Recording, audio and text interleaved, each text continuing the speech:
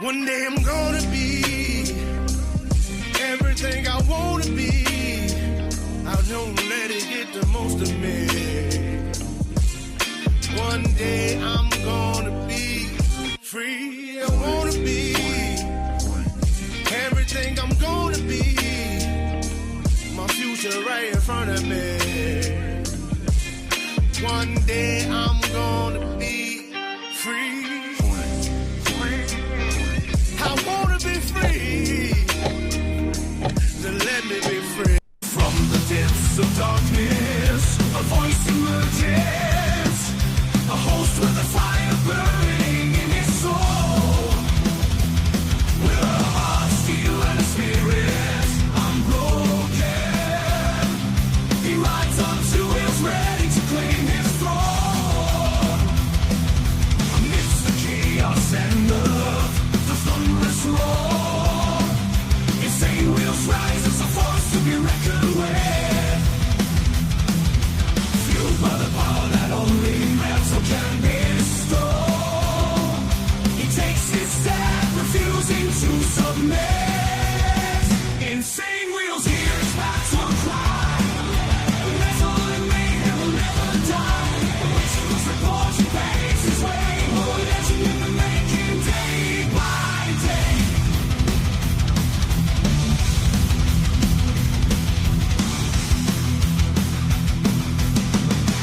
Wow, good morning, ladies and gentlemen. Good morning, and great to see everyone in the chat. Let's go, man.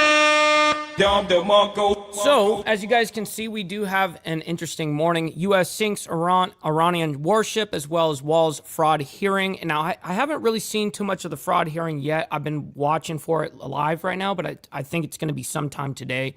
And then also, we have the White House press briefing that's going to be happening at 1 p.m. Eastern Standard Time. That means about noon my time, and that means we'll be off the show by an hour by then. So at least you guys know it's going to be happening so that you guys can watch out for the White House press briefing. Nonetheless, let's go ahead and give you guys the lineup of what we're looking at this morning. It's a actually our largest news morning. We're just beating it. Monday morning, we had our largest Monday morning. Now we're going to have our largest morning, period. We have, I believe, 15 stories in total, dude. So, we're looking at this secret nuclear weapons site struck, IDF says. That happened right after our show yesterday, 4 hours after we got off the show. This was being reported. And then we have Iranian drone strikes U.S. consulate in Dubai, and I watched that happen yesterday. Then we have new video from yesterday as well. U.S. strikes Iran's Shahed drones. Those are the drones that not only is Iranian, their government using, but they also sell it to people like Putin, and he uses those Shahed drones in the war with Russia and Ukraine. So that's very interesting. It may put stalemate on to, well, at least for now, with the amount of supply and demand of drones, maybe they just took out a great amount of drones. I don't know. Then we have Marco Rubio clarifies U.S. objectives in Iran, and he gives a very quick update, so like a minute and a half, very quick. And then we have Iran operation. Pentagon identifies 4 U.S. soldiers killed, and yes, we do have what they actually look like and their pictures, sadly. And then 15 hours ago, U.S. Central Command update on Operation Epic Fury in Iran. Now, this garnished a humongous amount of views. I'm not really sure why that is, but a lot of these stories actually do garnish, of course, a lot of views. But on this one in particular, it got well over 1 million within 15 hours. That's very not unheard of, but it's very rare to happen. I mean, I'm the guy that watches this shit like a hawk and presents it. I know how many views each one of these have, and for some reason, this one's definitely up there. What is Iran's military strategy is the question, and of course, they're going to be going and answering that. Now, most of that's probably going to be speculation. Anytime we have speculation, we just move on. Trump, Iran running out of launchers amid operation. That is a quote from Trump. Iran is running out of launchers. And then we have, as of 13 hours ago, artificial intelligence could redefine military strategy in Iran. Now, of course, I would already have assumed that for sure. And then we have breaking from the Pentagon 10 hours ago. This was at midnight. Pentagon announces military action in Ecuador to fight, quote, terrorist organizations. Now, I'm sure that they're probably referring to what's below the equator over here on the Western Hemisphere. That's what, if I had to guess. I'm not really sure. Maybe it's on the other side. I don't know. We have from the IDF, by the way, this morning, 5 hours ago, the IDF claims Iranian Air Force fighter was, their jet was shot down. So we do have that report, and we also have more of that report here in a minute. There's another report coming out 4 hours ago that Iran has chosen a new supreme leader, Ayatollah Ali Khamenei, or however you say it, is his son is to succeed. So the son of the Ayatollah is now going to be the new chosen supreme leader, which I'm definitely not surprised by that pick either. We have 3 hours ago, breaking, Iran missiles fired at Turkey, intercepted by NATO defenses. And then, of course, last but not least, we have some breaking stuff happening over there in the Pentagon.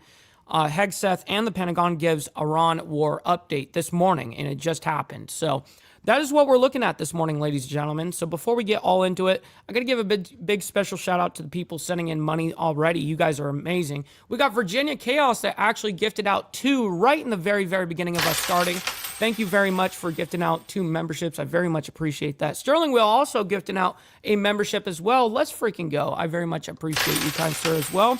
We got Papa D coming in with the 420. Absolutely one of my favorite numbers, by the way. Says, bless. Yes, sir. Well, thank you to all of you guys. Man, thanks for making that happen. And listen, let's go ahead and do our call to actions real quick so we can get right into the show. It's going to be a long one this morning. Please make sure you guys hit that like button. It helps out the show, and it's absolutely free to do so. If you guys are brand new here, make sure you guys subscribe. This is what we do Monday through Friday. Reporting world news, geopolitics, American news, American politics, all of it, breaking news. Make sure you guys follow along. And then, of course, for Saturday morning, we have members only, which we don't discuss anything that's happening in the news. That's like our one day to like not focus on the chaos, you know? But, you know, talking about memberships and stuff, please consider becoming a member starting only at $3.99 a month. We're making sure we're not breaking the bank out there with anybody, but check it out. This is what allows us to be on these airwaves as well as have these lights on. So thank you guys for becoming members and staying members. Little side note here, follow my Instagram at BallValveTV, where I post everything behind the scenes of not only my life, but as well as the show, Millennial Food Time, breaking news, the campaign trail. It's a great way to get a hold of me one-on-one. We also have a Discord server for all of you legends. We have like 95% of you guys in the IWF in there. I want that to be 100%. So make sure you guys go into the video description down below. It'll have the invite link for the Discord there. And last but not least, all super chats, super stickers, gifted memberships, and membership signups are, of course, all going to be presented live and shouted out onto the show. But if you guys would like to skip that YouTube 30% brutal cut that they take from your hard-earned cash, by the way, we have these platforms that are scrolling around the screen. Of course, you guys can donate to those at any time. And, of course, I get 100% of the proceeds, which is amazing. And, of course, I'll read out whatever comes our way, just like a super chat. So I've got my email up, and if anything does come our way, I'll be on the lookout. So, all right, here we go. Great to see everyone in the chat, man. Thank you all for being here this morning. We got Big Al in the chat, my man. Good morning to you. I'm scrolling all the way up. I'm trying to see where you guys are at. We got Naomi in the chat. We got Prez as well. We got Brother Glare, 1%er in the building. Virginia Chaos, my man, already sending out those 2 gifted memberships. Thank you for that. We got Huggy as well as Rabbit of Chaos. Good morning to you. We got Charles Darwin from Down Under, and we got Steve Posey. Yes, sir, making it on time. That's a great thing. We got Carrie from Rob's Neighbor. Good morning, kind sir. Good morning, good morning. We got Papa D as well in the chat. We got Sterling Will. Appreciate you, kind sir, with sending us with a gifted membership. We got Lappy in the building as well as Dylan Patterson. Good morning, gentlemen. We got Pops, my man, and hopefully you and Mountain Woman are doing great. Great to see you, and would love an update when you can. We got Carney Vanguard as well as Toga. That means we've got to have Carney's Vanguard. We got to have Carney's ride in here. We got to have the coffee crew. Man, thank you, Motobomb and Carney, for sending your guys' people over here. I very much appreciate that. We got America Uncensored as well. Good morning. We got Desert Outlaw saying W, we are live. That is true. We got Mississippi in the chat as well as Biker News Canada from up there in Canada. Good morning, kind sir. Let's see. We're scrolling our way down. We got Stealthy in the chat. Man, it's been a minute since I've seen you, Stealthy. Great to see you in the chat, bro. It's been a long time, but great to see you in here as well. We're on the, the YouTube side of live streaming nowadays. So if you ever want to come by, follow us over on YouTube at Insane Wheels, all one word. Let's see. We got Mississippi saying he's good morning. On my way to the doctor's psycho and occupational guy. She cannot walk yet. One good arm, very weak, no balance. We're just planning to rearrange the living room today. Got you, bro. Well, thank you for that update. God bless. And I'm definitely thinking about her for sure. All of us are. And Mr. Juan, that's terrible, bro. That's absolutely fucking terrible to hear. I'm super sorry to hear that. We got Claire as well. We got Jimmy Mac. Absolutely good morning.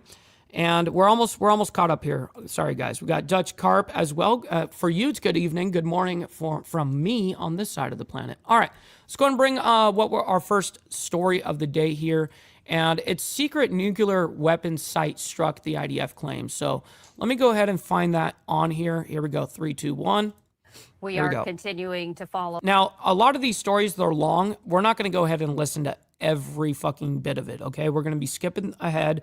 We've got like 15, 16 stories to get through this morning. All breaking news developments as Operation Epic Fury now enters day 4. A live look there from Tel Aviv, Israel. What's up, Grumple? Good morning to you. Great to see you in the chat. Let me go ahead and speed up this video a little bit. As we've learned from the IDF, Hezbollah continues to launch strikes against Israel. And thank you for continuing to watch live now from Fox. I'm Stephanie. Now, Hezbollah is up there in the north, just north of Israel in Lebanon. Okay, that's where Hezbollah resides. When you just a little bit more about that breaking news What's up, Miss here. Lotus? This is Good a morning. social media post from Israel Defense Forces stating Hezbollah has continued to join Iran's terror campaign and has launched projectiles towards Israel. We do know that throughout the day, sirens have been sounding in Israel. Meantime, I also wanted to share this live look here from Beirut, Lebanon, and we continue to see plumes of smoke. Yeah, it looks like Israel. It looks like this is a big plume of smoke right here, billowing right here, and then filling the sky. The skyline is responding to Hezbollah's strikes. We do see the smoke there rising in the distance. Meantime, we also are continuing to follow additional developments. This is from Fox News stating that earlier today, Israel targeted Iranian leadership meeting about its succession. That is according to a senior Israeli official talking to Trey Yingst. To speak more on this, I do want to bring in Blaise Michal, the vice president for policy at.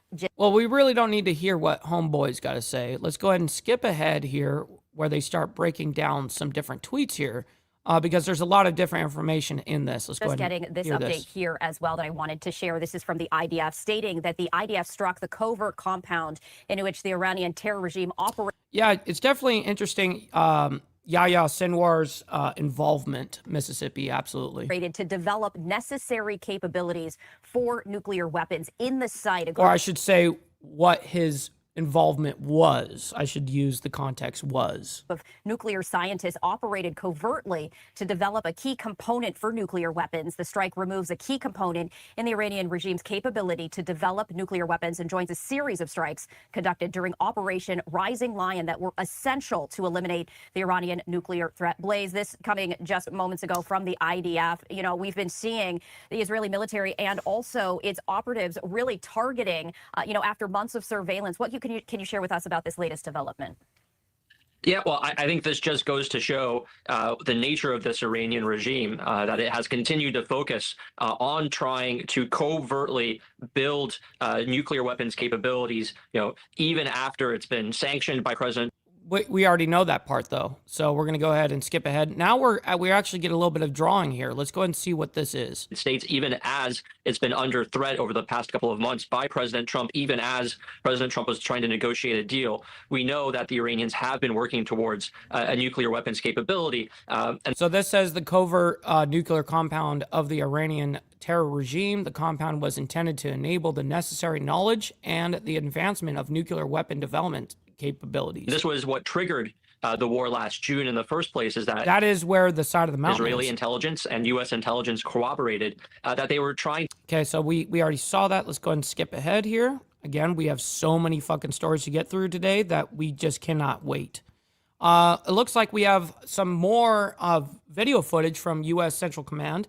The Iranian regime's killer drones have been a menace in the Middle East for years. These drones are no longer a tolerable risk. Well, at least those ones that you destroyed, but what about the ones that they're going to continue to make and shit like that? No longer a tolerable risk, and we actually have some video to share with our viewers. There we This is go. some unclassified video that the U.S. Central Command has shared as we take a look at these ongoing targeted strikes. And we were hearing from President Trump yesterday stating that he... Yeah, Cameron, I actually was just seeing that development kind of happening before we started. Definitely not surprised on that.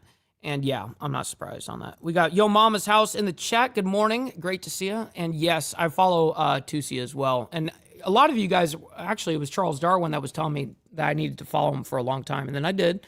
And I follow what they've been reporting as well. Iran is not winning friends or influencing people right now. Yeah, that's definitely true as well. Says that this operation could go on between 4 to 5 weeks, but possibly even longer. You know, has Israel indicated... It'd be really nice if we were not there for 4 or 5 weeks. It'd be really nice. ...any sort of timeline on its end?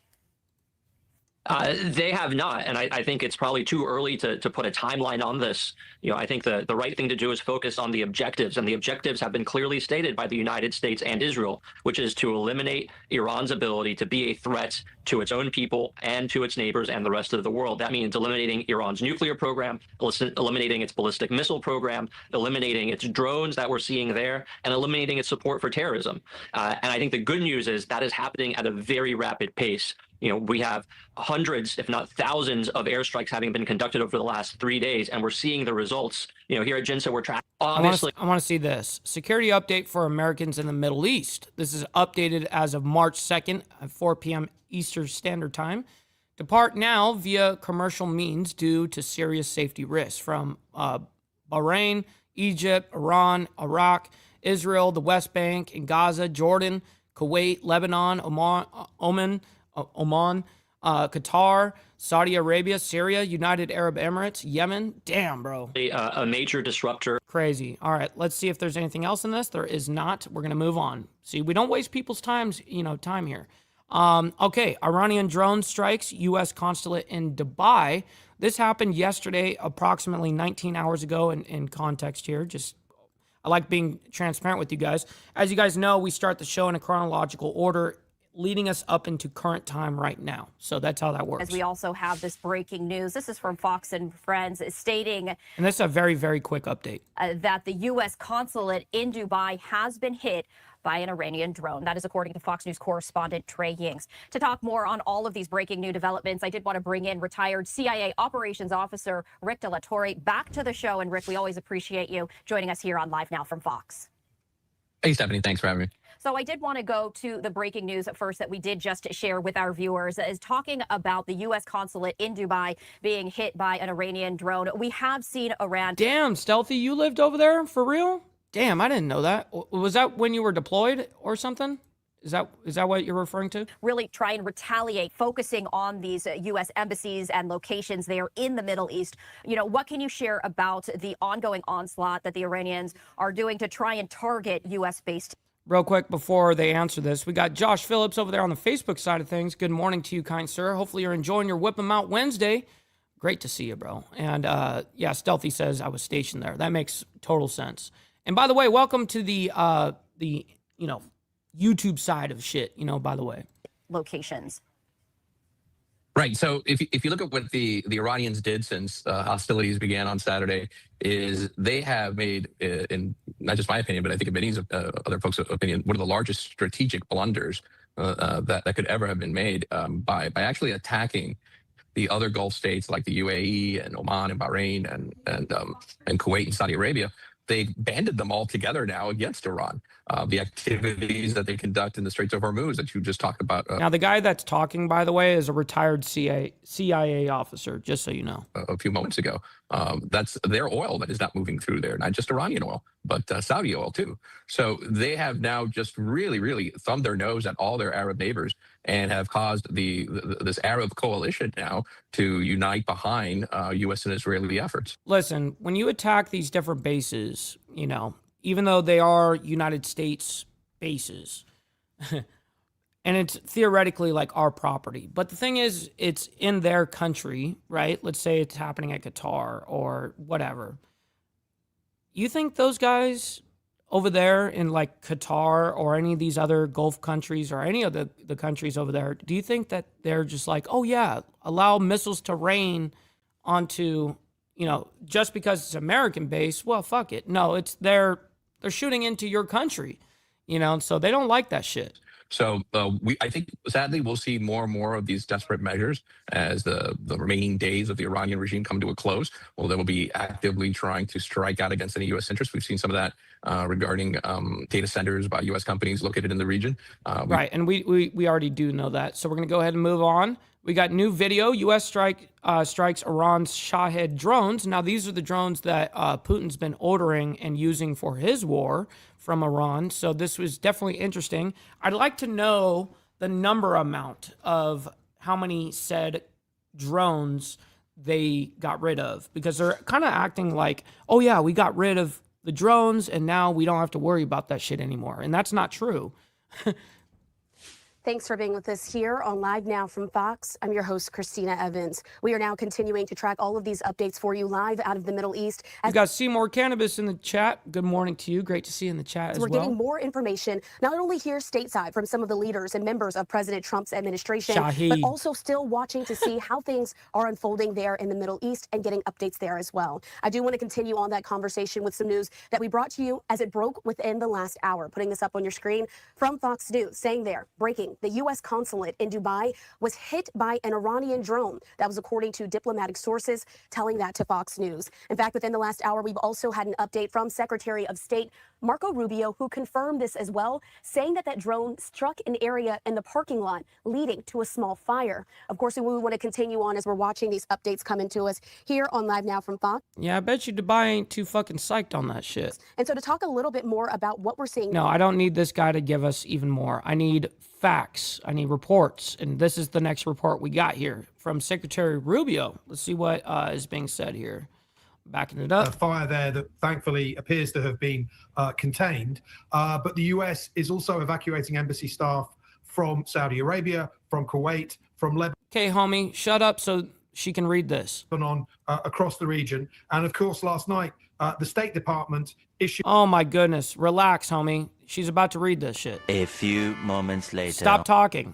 A directive or an advisory for US citizens to leave all the countries in the region, including Israel. So there's clearly a real emergency here. This guy's a dickhead. And the State Department is keen, obviously, to make sure that the exposure is minimized. As of bases, dude, how long is he gonna fucking ramble for? Holy fuck! And other matter in the facilities. This fucking guy, I can't stand him. I cannot stand people like this. All right. U.S. Central Command saying that the Iranian regime's... Which we saw this already. Let's jump ahead and see what we got on this part. Well, I think we have a fairly... It's offensive case. So we already saw this. We reported on that just a second ago, where you guys already have seen all of that. I want updates. Its entrances were damaged today. And I am hearing talk of other targets. Bring you... Okay, sirens across Tel Aviv. And see if there's anything else. There is not. We're moving on. We ain't wasting anybody's time here. And especially not mine. And in turn, you guys are not getting wasted of time. So we have Rubio clarifies U.S. objectives in Iran. And this is actually a very quick update. It's 1 minute and 37 seconds. Let's go ahead and bring that up. But our embassies and our diplomatic facilities are under direct attack from a terroristic regime. With an update, real quick before I do, we got a lot of legends in here. We got Dark Soul in the chat. Good morning to you, kind sir, as well as Liquored Up with Poncho. Hopefully you guys are enjoying your Whip 'em Out Wednesday. We got Hans Shadow Spawn over there on the Facebook side of things. Good morning to you as well. Hopefully you're enjoying your morning. We got Baked Bizquick as well. Good morning to you guys. Obviously refer you to the Department of War. Suffice it to say that our objectives remain as they've been identified from the beginning and by the president laid out clearly yesterday. Iran can never have a nuclear weapon, and we will now not allow Iran to hide behind the immunity of a massive short-term ballistic missile inventory or the ability to make them or launch them. And so CENTCOM... By the way, we already have 100 people in here. Make sure you guys double tap the screen if you're in the vertical side. If you're on the horizontal stream, make sure you guys hit that like button. You guys don't have to like all this craziness, but you guys can like it for me and what we do here. In a joint operations is carrying out a systematic destruction of their missile belt, destruction of their launchers, and destruction of their ability to make these, as well as the destruction of their Navy. From what I've been told by the Department of War, everything is on or ahead of schedule and proceeding on these objectives. We have every confidence in the world that these objectives will be achieved. The last point I would make is, and I said this yesterday and I repeat, what's about to, you're about to see, we're going to unleash Cheng on these people in the next few hours and days. You're going to really begin to perceive a change in the scope and in the intensity of these attacks as, frankly, the two most powerful air forces in the world take apart this terroristic regime and defang it and take away its ability. He's talking about the U.S. Air Force and, of course, Israeli Air Force or air defense, whatever they're called. To threaten its neighbors or hide behind a zone of immunity that allows them to develop their nuclear ambitions. This terroristic, radical, cleric-led regime cannot be ever allowed to have nuclear weapons. We saw what they were willing. We definitely know that is your guys' go-to. To do to their own people. They were willing to slaughter their own people in the streets. And that part is true. That part is true. Imagine what they would do to us. Imagine what they would do. They can't even reach us. To others. Under President Trump, that will never, ever happen. There's only 5 countries in the entire world that can reach, they can throw a missile or a rocket, whatever, and hit something anywhere in the world. There's only 5 countries that can do it. Let's see if you guys know it. If you guys know the 5 countries, you guys say it in the chat. All right, we're going to move on into another ordeal here. Let me see if this is it. No, it's not. That's not either. I hate when it does. Okay, there it is. Iran operation. Pentagon identifies 4 U.S. soldiers killed. And yes, we actually do have the faces. This is a very, very quick update. It's only a minute. And we'll go ahead and tune into this. Learning new information about the 6 individuals, or 4 of these 6, that paid the ultimate sacrifice as 6 U.S. service members died following... Nope, that is not the country. And in support of Operation Epic Fury. We're learning their identities tonight. And I want to put up some of these here on Live and Now from Fox as we continue on, including Captain Cody Cork of Lakeland, Florida. Also, we are following First Class Captain of Sergeant First Class Nicole Moore of White Bear Lake, Minnesota, also a Sergeant First Class. They're Noah Tejans of Bellevue. And they died from the strikes. Nebraska, and Sergeant Declan Cody of Des Moines, Iowa. They were deployed out of Iowa as these now 4 of these 6 individuals identified following that incident in Kuwait. And you can just see here. Now you're getting very, very close there, Yo Mama's house. So China, Russia, United States is correct. You need 2 others.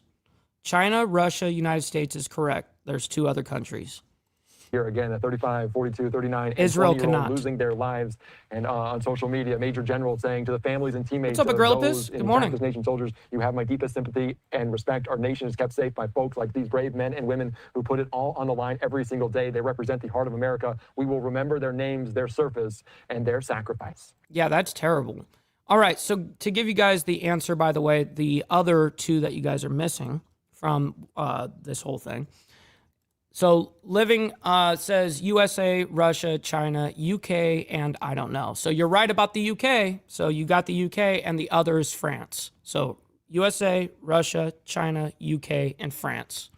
And India can't do it either. India does not have the capability to hit anywhere on the planet. Interesting, though.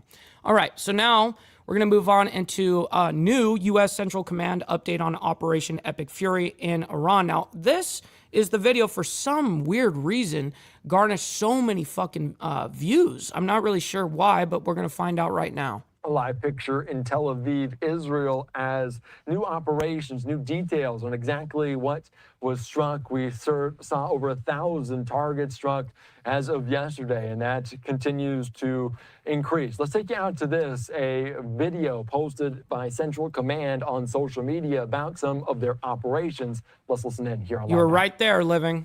Afternoon. Right there. I'm Admiral Brad Cooper, the commander of United States Central Command. In this capacity, I lead U.S. military forces in the Middle East. I'm here to provide you an update on Operation Epic Fury, now in our 4th day of execution. First, I'd like to express my deepest condolences to the families and teammates of the extraordinary Americans who've been killed in action. And I'd also like to extend our prayers for a speedy recovery to the wounded. Yesterday, you heard from Secretary Hegseth and the chairman of the Joint Chiefs. Today, I'd like to give you an operational update on where we are and provide you with some key facts. By order of the President of the United States and the Secretary of War, our military in the Middle East is undertaking an unprecedented operation to eliminate Iran's ability to threaten Americans, as they've been doing for nearly half a century.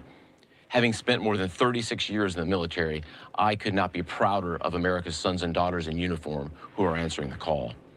More than 50,000 troops, 200 fighters, 2 aircraft carriers, and bombers from the United States are participating in this operation, and more capability is on the way. These forces... Wow, got to give a big shout out to my man Big Al sending us $5 on the Cash App just now saying, money me, money now. Bro, absolutely. We haven't even gotten the money part over with, you know, so good call. All right, just get the money part done. Give me money. Money me. Money now. Me a money needing a lot now. Shit. And then Agrippa is coming in with the 5 gifted as well. Holy fucking shit. Let's go. Not only helping me, but you're helping 5 others in the IWF, my man. I very much appreciate that. And great to see you in the chat, Agrippa. Thank you for that. Bring a massive amount of firepower. Thank you, Big Al, too. Representing the largest buildup by the U.S. in the Middle East in a generation. In the opening hours of Operation Epic Fury, U.S. Central Command forces, together with Israel, delivered overwhelming and unprecedented strikes into Iran. Many of you may remember the shock and awe strikes of 2003. The first 24 hours of this operation were nearly double the scale, and we continue with 24/7 strikes into Iran from seabed to space and cyberspace. Now, we're less than 100 hours into this operation, and we've already struck nearly 2,000 targets with more than 2,000 munitions. We have severely degraded Iran's air defenses and destroyed hundreds of Iran's ballistic missiles, launchers, and drones. And in simple terms, we're focused on shooting all the things that can shoot at us. Our B-2 bombers and B-1 bombers have executed uncontested surgical strikes against multiple missile facilities deep inside Iran. And then just last night, a B-52 bomber force struck ballistic missile and command and control posts. Fucking we things are are badass. also sinking the Iranian Navy, the entire Navy. Thus far, they said we are sinking their Navy, the entire Navy. Damn, motherfucker. Oh shit! Oh shit! We've destroyed 17 Iranian ships, including the most operational Iranian submarine that now has a hole in its side. For decades, the Iranian regime has harassed international shipping. Today, there's not a single Iranian ship underway in the Arabian Gulf, Strait of Hormuz, or Gulf of Oman. And we will not stop. We will continue to conduct dynamic targeting operations. We're hunting Iran's last remaining mobile ballistic missile launchers. Man, they really are going to just take out everything they've got. To eliminate what I would characterize as their lingering launch capability. What's up, brother GEG? Good morning to you. And we got brother Lee Lance as well. Good morning to you as well. Shit. Good morning. Now, in retaliation, the Iranian regime has launched over 500 ballistic missiles and over 2,000 drones.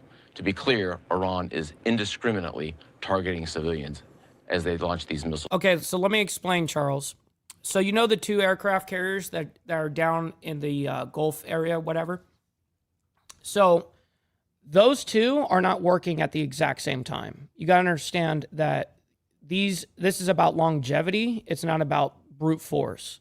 So what it is you've got basically just, let's just say 5,000 people on one aircraft carrier, 5,000 on the other. Shit breaks, you need supplies, you need all this shit. So the way it works is it's kind of like day and night shift. So you've got one aircraft carrier doing the day shift kind of thing, and then into the 12-hour, next cycle, the other aircraft carrier starts working, and then the other one shuts down. And then you've got people that are doing maintenance on shit during that time that they're down, quote unquote, and they're doing a whole bunch of maintenance. That's how they do this shit. So that's anytime they've got two aircraft carriers in tandem, they don't use both of them at the exact same time, unless it's super emergency. But they try to do for longevity. So that's what they do. Anyways. And drones. You've seen it on TV. The evidence is crystal clear and overwhelming. Having said this, we are seeing Iran's ability to hit us and our partners is declining, while our combat power, on the other hand, is building. And my overall operational assessment is that we are ahead of our game plan. Along the way, every single branch of our military is achieving unprecedented success. I'll talk about just a few of them. Our naval forces have deployed multiple waves of cruise missiles, obliterating Iranian command and control and air defense capabilities. From 2 aircraft carrier strike groups, we're squeezing Iran from the sea and have them backed into their own ports. U.S. Air Forces are doing what they do best. That's very true, Seymour. That is actively happening. Executing a high volume of airstrikes right into Iran. Operationally, the 2 most powerful air forces in the world, the U.S. and Israel, are dominating the skies of the world's largest state sponsor of terror. Yes, we actually have complete access over their entire sky right now. Our U.S. Army soldiers are defending ourselves and our partners, and in a historic first, the U.S. They say we own 100% of the air. Army fired long-range precision strike missiles called PRISMs in combat, providing an unrivaled deep strike capability. Also, for the first time, U.S. Central Command's drone task force, called Task Force Scorpion Strike, launched countless one-way attack drones, achieving massive effects. That's right, Eric, 100%. Now, these drones were originally an Iranian design. We took them back to America, made them better, and fired them right back at Iran. I just could not be prouder of our men and women in uniform, leveraging innovation to create dilemmas for the enemy. There is no adversary too determined, no mission too difficult for the great soldiers. What's up, brother Pitbull over there in the UK? Good morning, or good afternoon to you from over here in the morning. Sailors, airmen, Marines, Guardians, and Coast Guardsmen that make up the most powerful military the world has ever seen.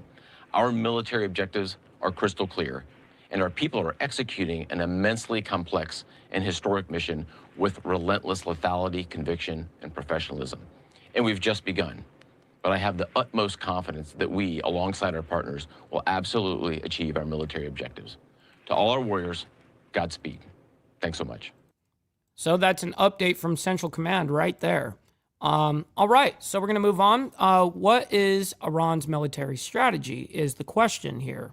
Now, I'm not really sure who they're bringing on here to discuss this. It depends on who they bring on, if it's even worth listening to. We'll see here. And so as we're talking about some of the military side of things, I do want to put this up on your screen. This has been put out there by Fox News within the last hour or so, saying that the U.S. consulate in Dubai was hit. We already know that. We already reported that.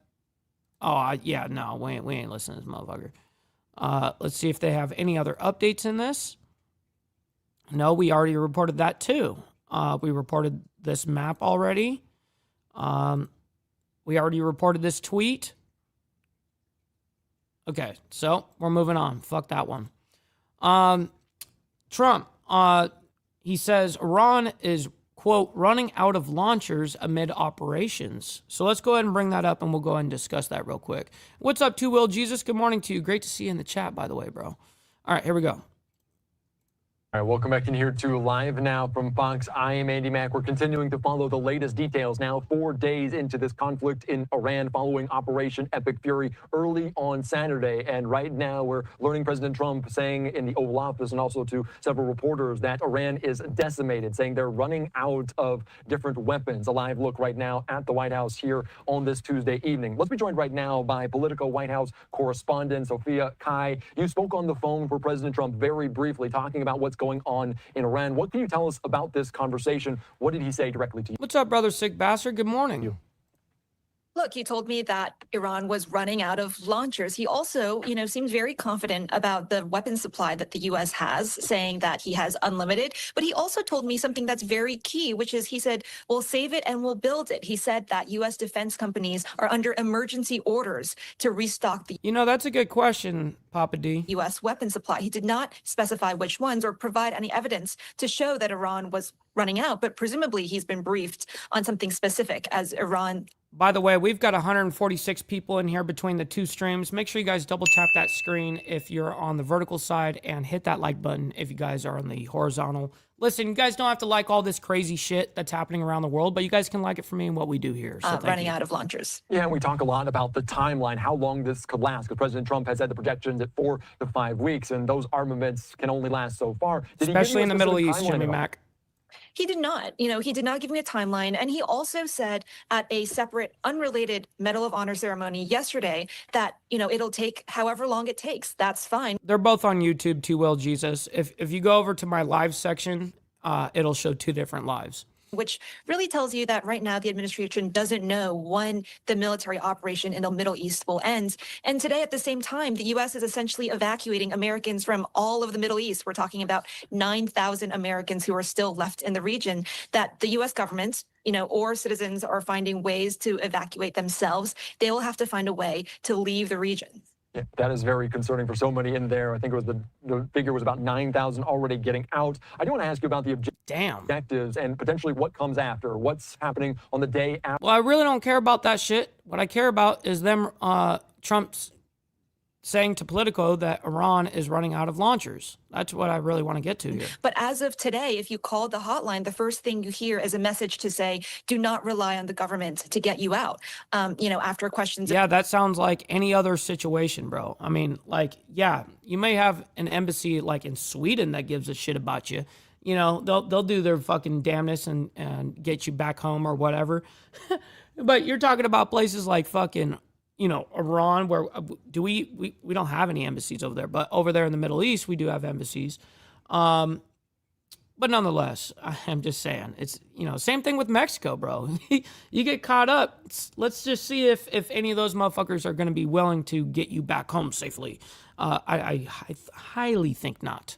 About this I know not, actually. That people on the other end were hearing. The State Department did say that it was starting to organize charter flights to help Americans out. But, as of now, we don't know exactly what the timeline or the specific procedure is to get those Americans out. Yeah, obviously, this could still unfold for quite some time. They're working to make that happen. You only spent about 4 minutes on the phone with President Trump today talking about this Operation Epic Fury, what's going on in Iran. Shit, Eric. Well, sorry to hear that you got sick with the flu, man. That sucks. Trust me, I become a total baby when it comes to being sick. What questions didn't you hopefully get to? You feel what better. do you hope to answer potentially in the coming days if you have a chance to ask him again? Well, I'll tell you about one other piece of our conversation. I asked him if he wants Iran to come and play in the World Cup that the U.S., Canada, and Mexico is hosting. And right now, Iran is scheduled to be in 3 matches in the U.S. And the president said, I really don't care. He repeated it twice. And, it's a pretty striking remark from someone who likes to be the consummate host. He loves to have sports as the thing that brings people together. And I think it's a reflection of his mindset and where he is with the regime right now is that, perhaps the World Cup is not top of mind. And I guess he doesn't care if Iran comes. I should mention, when it comes to FIFA has been putting together. Okay. I don't give a fuck about none of that shit. Moving on, artificial intelligence could redefine military strategy in Iran. Let's go ahead and bring that up now. And you know what? Iran needs to embrace their fuck-ups. You know what I mean? Beat yourself up over past mistakes. You are going to fuck up again in the future, quite possibly in a most spectacular fashion. Why worry about yesterday's fuck-ups when you have tomorrow's fuck-ups to look forward to? You are a fuck-up, and fucking up is part of your growth process. Embrace the process. Embrace thy process. All right, here we go. All right, welcome back. You're watching Live Now. I'm Austin Westfall. Some looks of what CENTCOM has been posting. Over the past 24 hours, they have been keeping their social feeds active as they give us images of what their military actions have been looking like in recent days. As the U.S. and Israel press their campaign against Iran, artificial intelligence is quietly becoming a central player on the battlefield. Well, I would assume that everyone already thought and knew that. Speeding up targeting, analyzing intelligence, and raising new questions about human oversight in war. Standing by is Paul. Yeah, me too, Jimmy Mac, for sure. Powers. He's a cybersecurity expert and the CEO of FISNA. You know, Paul, the big question for me that's their audio, by the way, not mine. That's their side doing that fucking lame-ass sound. How is AI being used by the U.S. and Israel in the current military operations, from targeting to real-time decision-making? How is it giving their capabilities a boost? Well, luckily, we've had with this administration quite a lot of investment into AI, and what AI is really extremely. There's a lot of investment in AI. Just look at NVIDIA stocks. Being used for right now is tactical, or tactical advantage, right? So it's compressing decision-making timelines, allowing warfighters to make better decisions a lot faster than they could in the past. It's allowing automated targeting. I think it's just essentially giving us even more dominance than what we would otherwise have in the past, which is fantastic. It's ultimately going to cost. I don't know. Let me see who's here. Less lives. I think that there's this old adage in the military, though, that amateurs talk about tactics and professionals talk about logistics. And I think that what we're going to see come out of this is this aligns very neatly with the 2026 defense policy. Is that we're going to realize that, especially for a war of this kind, where we're sending large amounts of our Navy and our Air Force overseas across the world to go fight for extended combat operations, what becomes just as yeah, I don't know. He just left, though. I don't have a friend in that kind of car, so I don't know. Critical is our ability to win when we reach the front line, is our ability to be on the front line, first and foremost. And that's an area of AI that hasn't received as much attention. There are some leaders in the Air Force and the Navy that, have actually stepped up and said this is something that we need to focus on. And I expect that, this administration is actually going to be rewarding those who are leading that charge, because it's an area where I think AI can actually have the biggest impact. It's not the flashy things like automated targeting drones. It's actually the things that might sound more boring, like making sure that your fleet. Thank you for that, Eric. I very much appreciate that. All right, I think we all know about the artificial intelligence shit. I am going to check my car, though, just in case, because it is unlocked. So I'm going to go ahead and check it real quick, just in case. I don't know how long that motherfucker was here, so I'm going to go check that shit real quick. But I'm going to show you guys this quick little update from the Pentagon announces military action in Ecuador to fight, quote, terrorist organizations. This came out 10 hours ago, so meaning at midnight this came out. Let's go ahead and check this out, and here we go. Welcome back to Live Now from Fox. I'm Shauna Kalafi, and we are covering some breaking news out of Ecuador tonight. This is from the New York Times, saying the U.S. conducted joint military operations. Did she? Oh, it is Ecuador. I just read it too fast. I said Equator. My bad, guys. Ecuador. Sorry. With Ecuador against designated terrorist organizations. That's according to the Pentagon. U.S. Southern Command also posting this video of the operation on X tonight. The Pentagon, according to Reuters, is saying that Ecuadorian and U.S. forces launched those joint operations to combat drug trafficking, according to U.S. Southern Command, although neither side gave more details on the operation. Southern Command is the U.S. military's combatant command that encompasses 31 countries throughout the South and Central America, as well as the Caribbean. Ecuador's defense ministry said in a statement it was working with the U.S. in offensive operation and added that the details of this are classified.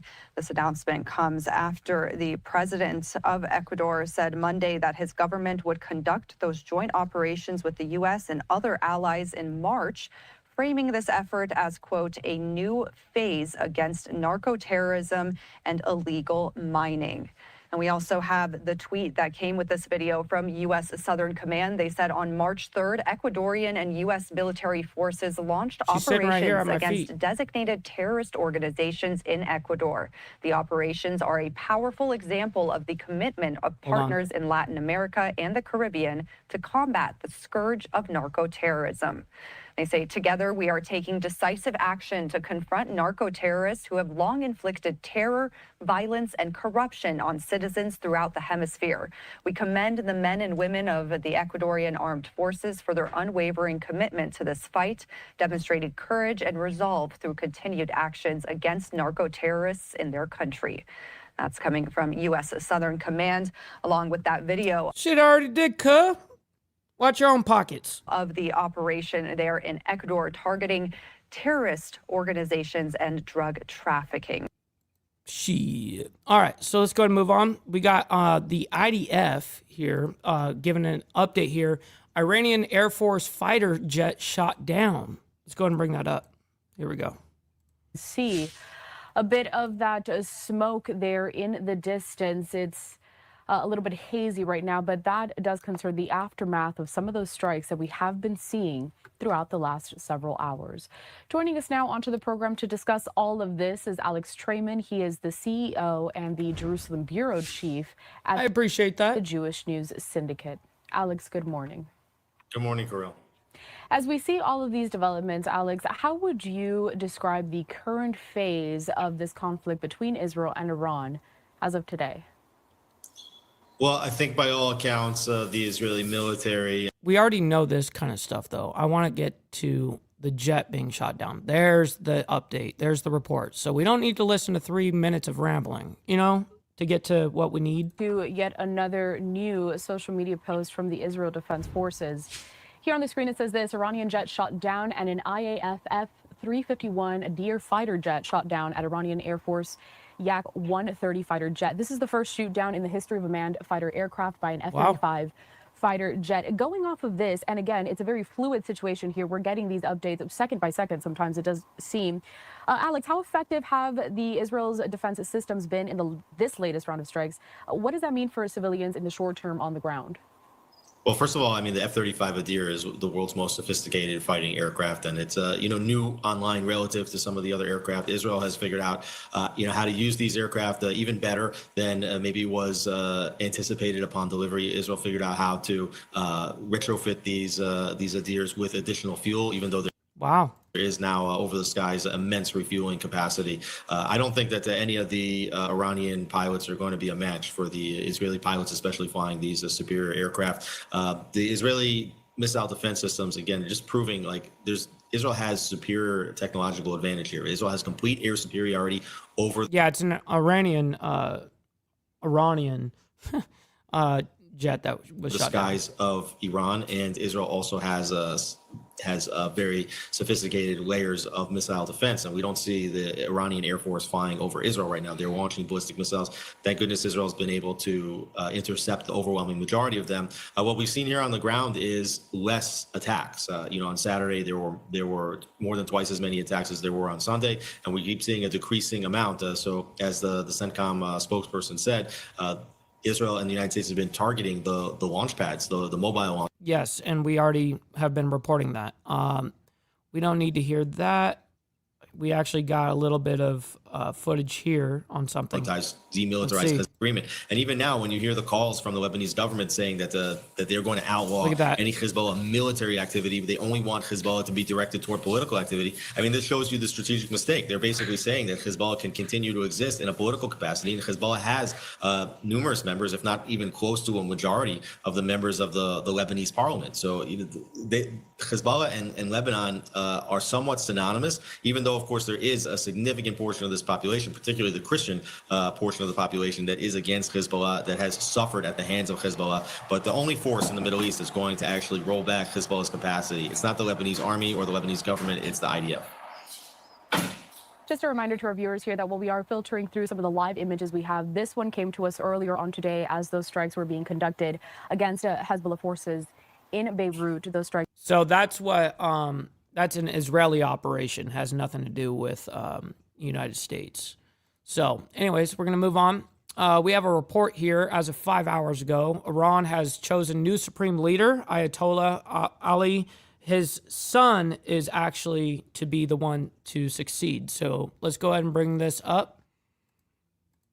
Continuing to follow any and all new developments regarding the escalating strikes and the fighting happening in the Middle East. And I want to turn now to a social media post here, courtesy of the New York Post, because we're also tracking everything happening on the ground in Iran after the supreme leader was killed in the initial strikes conducted by the U.S. and Israel early on Saturday.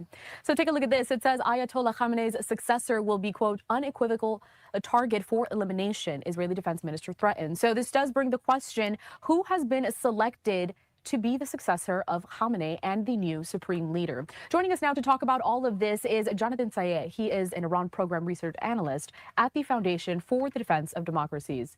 Jonathan, good to have you on. It's great to be with you again. So what are we hearing about these reports? Because they started coming out yesterday in terms of who is going to be the new Iranian supreme leader. But do we know anything for a fact at the moment? Nothing is certain, but we do know there are two prime candidates that could take on the role. Of course, you need clerical backing and you need institutional credibility to become the supreme leader of the Islamic Republic. One of those choices is a person named Arafi. He's a lesser-known Ayatollah.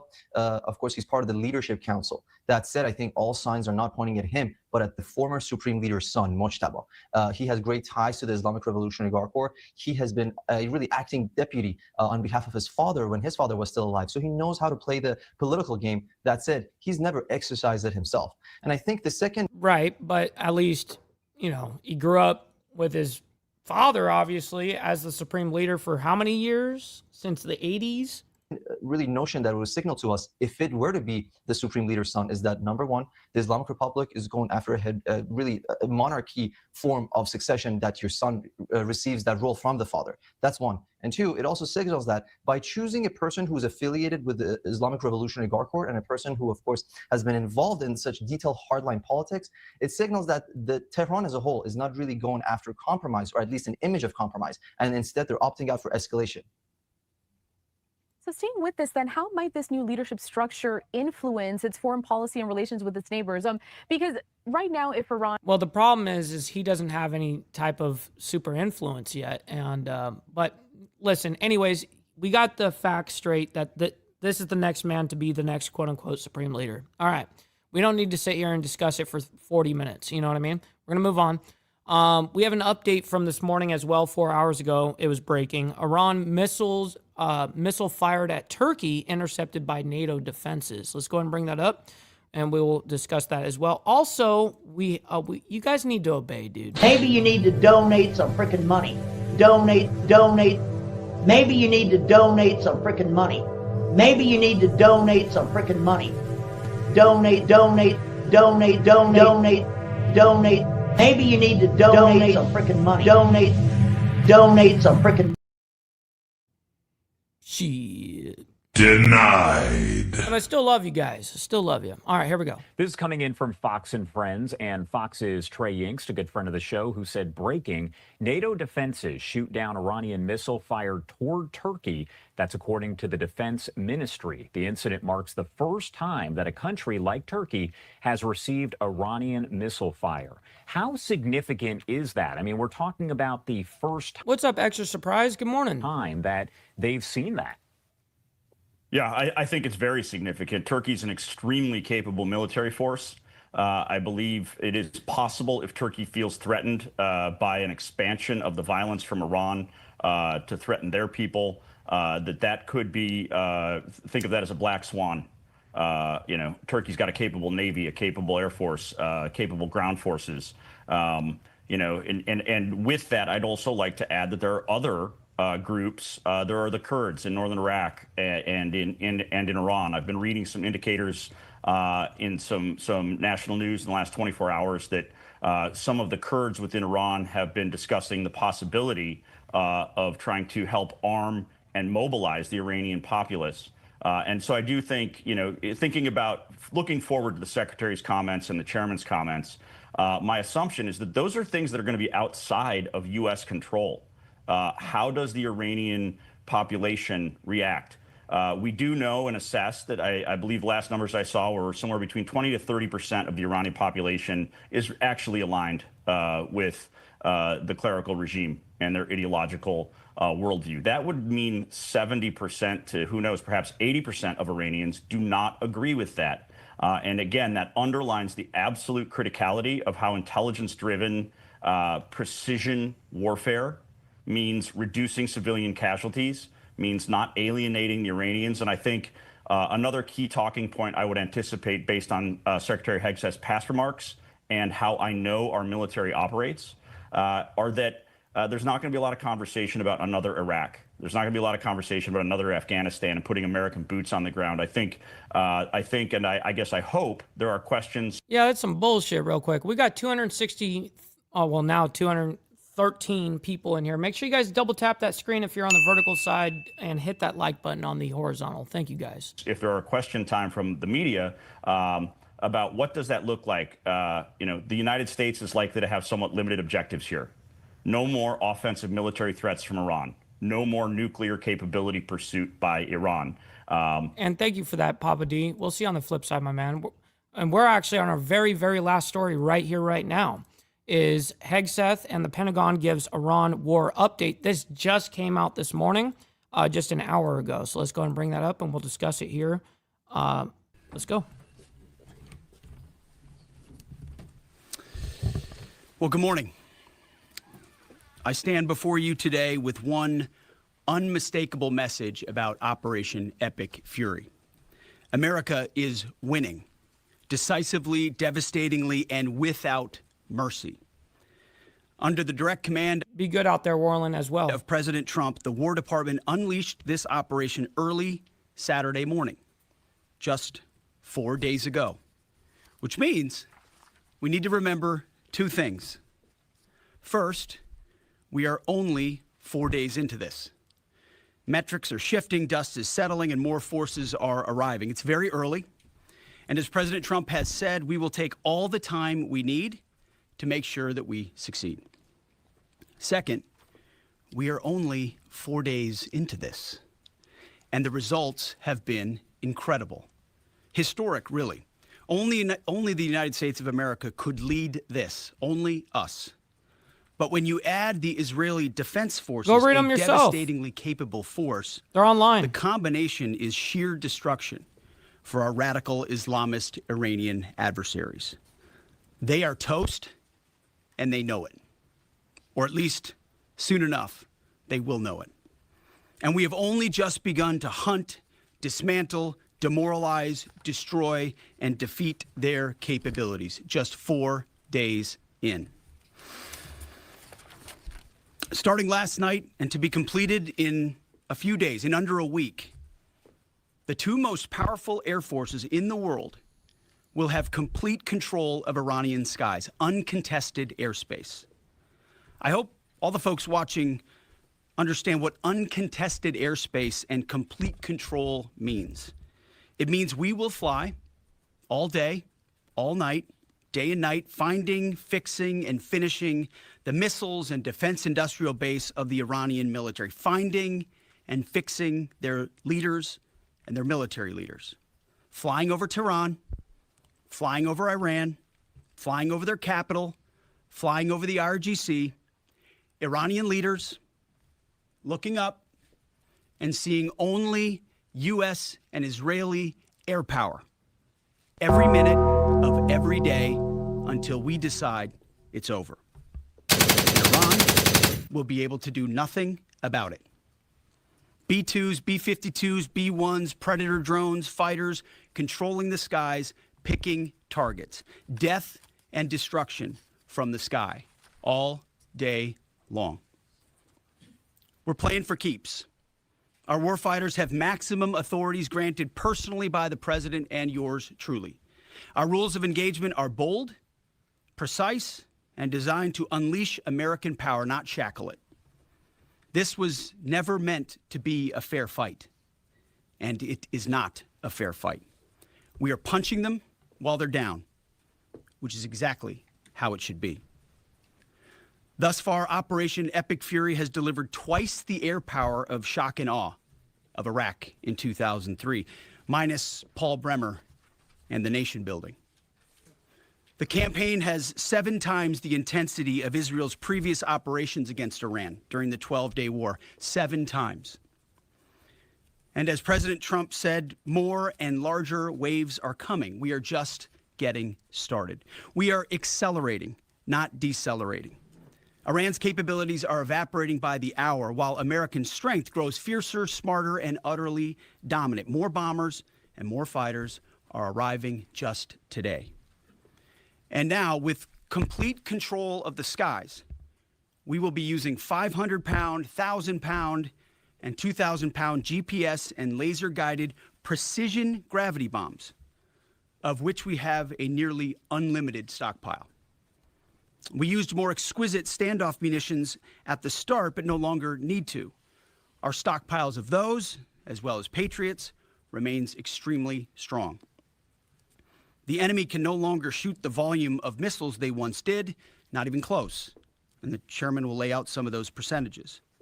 So our air defenses and that of our allies have plenty of runway. We can sustain this fight easily for as long as we need to. And as I said yesterday, we set the terms.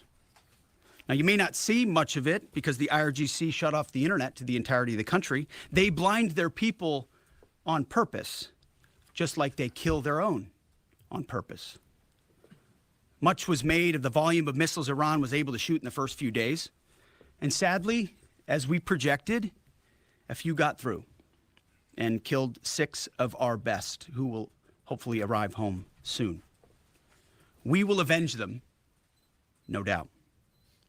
But I liken Iran's predicament to a football team who scripted the first 20 plays of a game.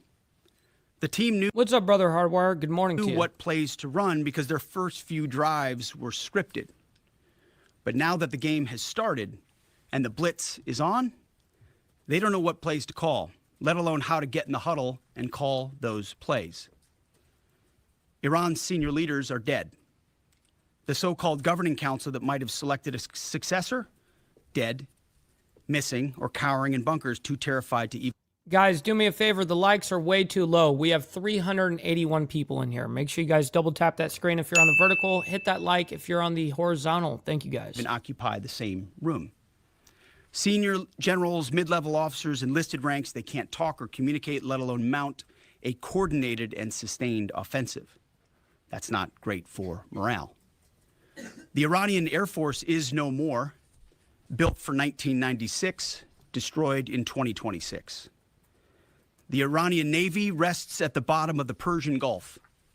Combat ineffective, decimated, destroyed, defeated, pick your adjective. In fact, last night, we sunk their prize ship, the Soleimani. Looks like POTUS got him twice. Their Navy, not a factor. Pick your adjective. It is no more. In fact, yesterday, in the Indian Ocean, and we'll play it on the screen there, an American submarine sunk an Iranian warship that thought it was safe in international waters. Instead, it was sunk by a torpedo. Quiet death. The first sinking of an enemy ship by a torpedo since World War II. Like in that war, back when we were still the War Department, we are fighting to win. Also, yesterday, the leader of the unit who attempted to assassinate President Trump has been hunted down and killed. Iran tried to kill President Trump, and President Trump got the last laugh. Now, this is not a mission accomplished situation. This is simply a reality check. The combination of U.S. and Israeli intelligence and combat power will control Iran, and will control it soon. Sure, Iran will still be able to shoot some missiles and still be able to launch one-way attack drones at civilian targets, and their proxies will attempt to attack our embassies, bases, and soft targets. They are terrorists, after all, and they need to target civilians because they can't fight toe-to-toe. But we will find them, and we will kill them. This is what the fake news misses. We've taken control of Iran's airspace and waterways without boots on the ground. We control their fate. But when a few drones get through or tragic things happen, it's front page news. I get it. The press only wants to make the president look bad, but try for once to report the reality. The terms of this war will be set by us at every step. As I said Monday, the mission is laser focused. Obliterate Iran's missiles and drones and facilities that produce them, annihilate its navy and critical security infrastructure, and sever their pathway to nuclear weapons. Iran will never possess a nuclear bomb, not on our watch, not ever. And this is why President Trump's moral clarity on Iran today is so vital. Unlike the past, where vague red lines and endless negotiations let Iran fund terror and inch ever so slightly toward a bomb, this president sees the threat plainly and acts decisively. No more half measures, especially when Iran is at its weakest. No more letting Tehran play for time while our people pay the price. His leadership ensures that we finish what we start and that we protect our warfighters by crushing the enemy before they can strike again.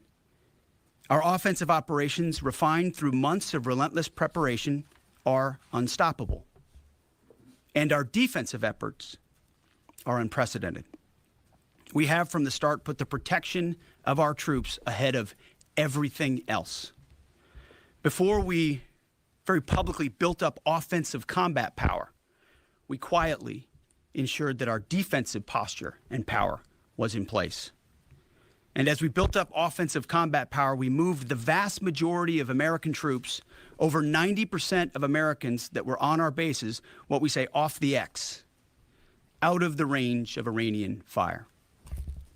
Our defensive shield is equally formidable, the most sophisticated air and missile defense network ever fielded. Thousands of Iranian missiles and drones have been intercepted and vaporized. Tens of thousands of American and allied lives protected. We have pushed every counter-UAS system possible forward, sparing no expense or capability. And like I said, this does not mean we can stop everything, but we ensured that the maximum possible defense and maximum possible force protection was set up before we went on offense. In closing, as President Trump told German Chancellor Merz yesterday, Iran negotiated in bad faith, stalling, scheming, and preparing to strike. And we acted decisively to defend our people, our interests, and our allies.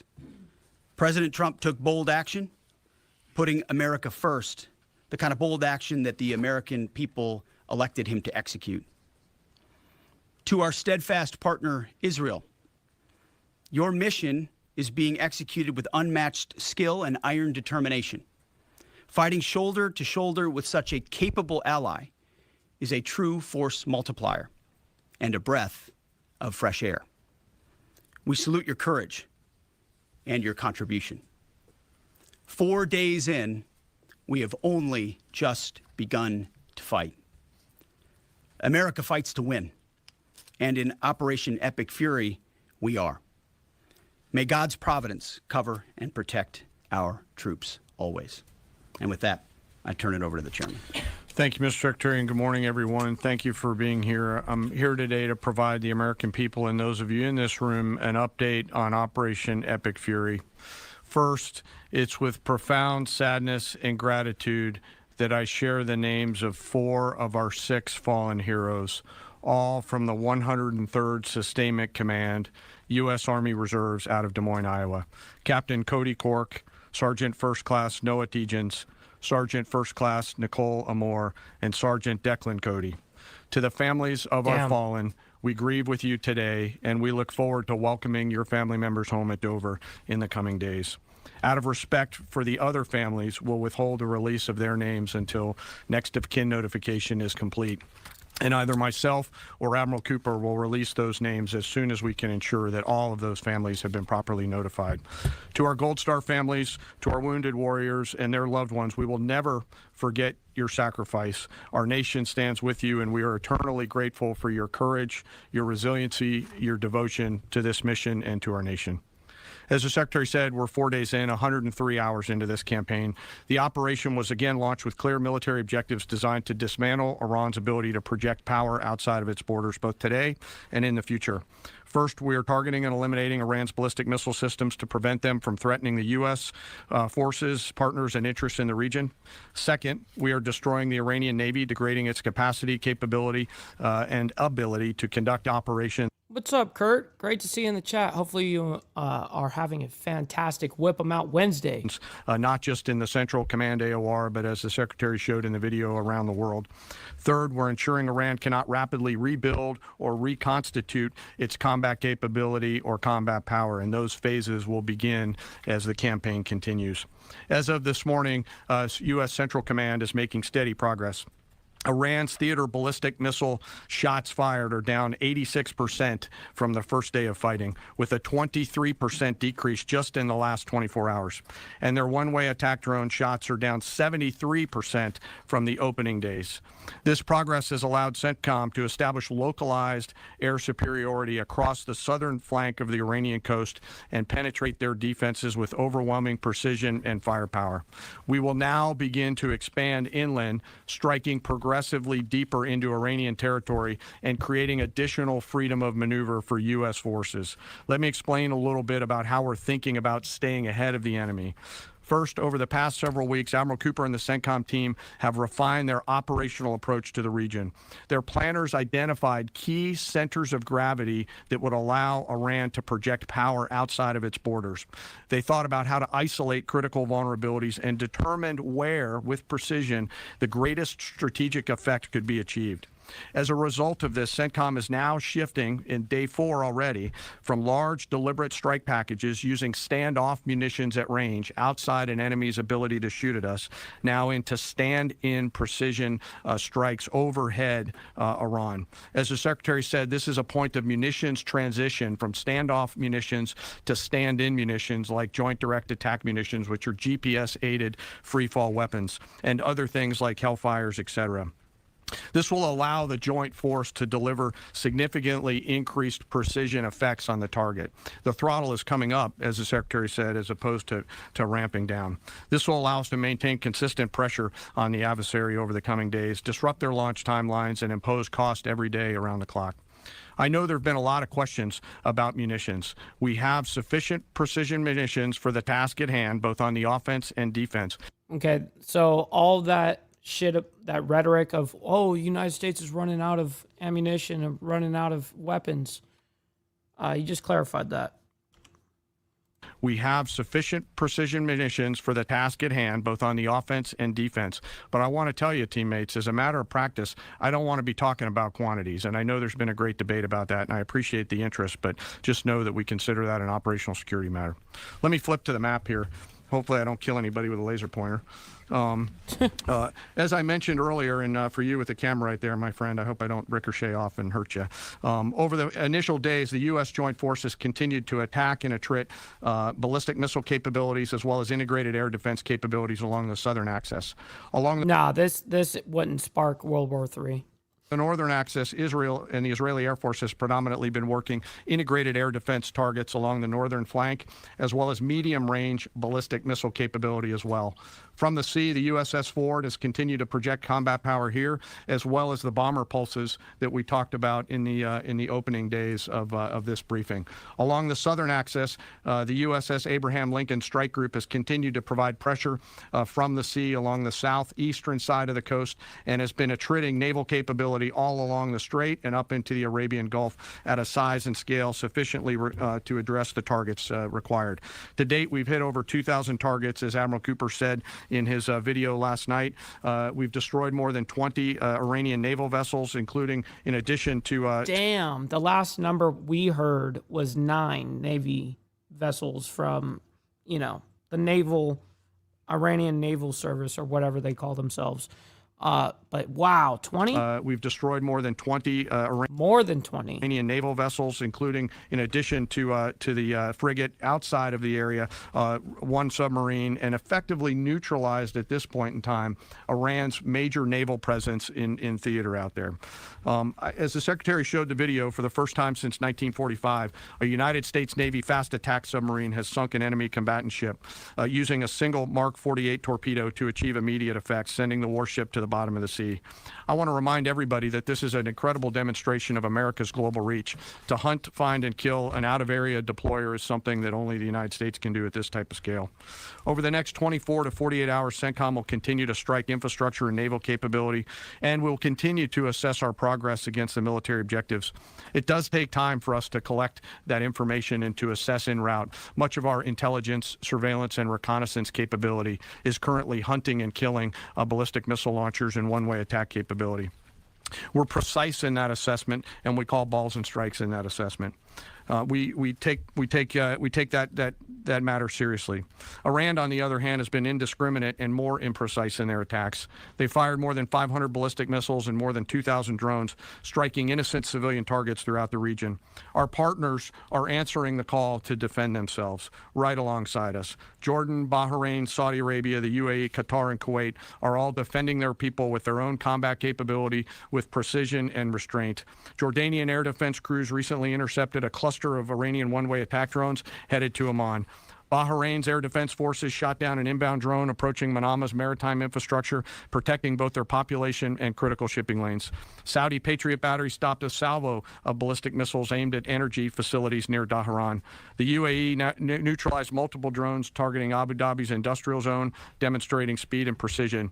And Qatari fighters for the first time have shot down 2 Iranian bombers that were en route to their location. Together, these nations are helping to defend themselves and project power as required against the enemy. We're 100 hours in. It's still very early, as the Secretary said, but the balance is shifting.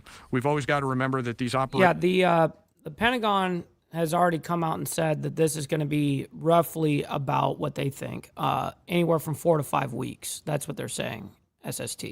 Operations are complex, dangerous, and far from over. Our soldiers, sailors, airmen, Marines, Guardians, and Coast Guardsmen remain in harm's way, and we must be clear-eyed that the risk is still high. This is combat. Let us never forget this. TVT, we sure are, man. It's been a lot of news going on, obviously, this week. So we've been on overtime every day this week so far. As we continue, I ask that we hold all of our deployed teammates in our thoughts, those standing the watch, flying the sorties, sustaining the fight, and carrying our nation's burden. And I'll stop where I started, and that's remembering our 6 fallen who will return home as soon as possible. I remain humbled, grateful, inspired by every day the valor and professionalism of our joint force. They are quiet professionals through and through, out there doing America's work through the day and through the darkness. And with that, I'll take your questions along with the Secretary. We don't need to listen to any questions. We just need to get that aspect out because, as you guys know, we only do an hour show and we're already 20 minutes over. So listen, I can't thank each and every single one of you guys enough. We're going to be back this evening at 7:10 p.m. Central Standard Time for the Diamond Effect. We're going to be talking about Iran, obviously. So make sure you guys tune into that, and it's going to be a great time. And for more of the world's madness, we'll be back tomorrow morning, of course, at the same bad channel, same bad time, everything. So listen, much love, honor, respect, everybody. Make sure you guys stick around. We're going to send you guys over to where the White House press briefing is going to be. I'm sending you guys over to the Associated Press, and they've got a camera over there or whatever. But they haven't started yet. They start in like 40 minutes. So follow them or whatever. At least you guys know I'm giving you guys the information where to get the White House press briefing because it's not started yet. So anyways, much love, honor, respect, everybody. We'll see you guys very soon. Much love. From the depths of darkness, a voice emerges, a host with a fire burning.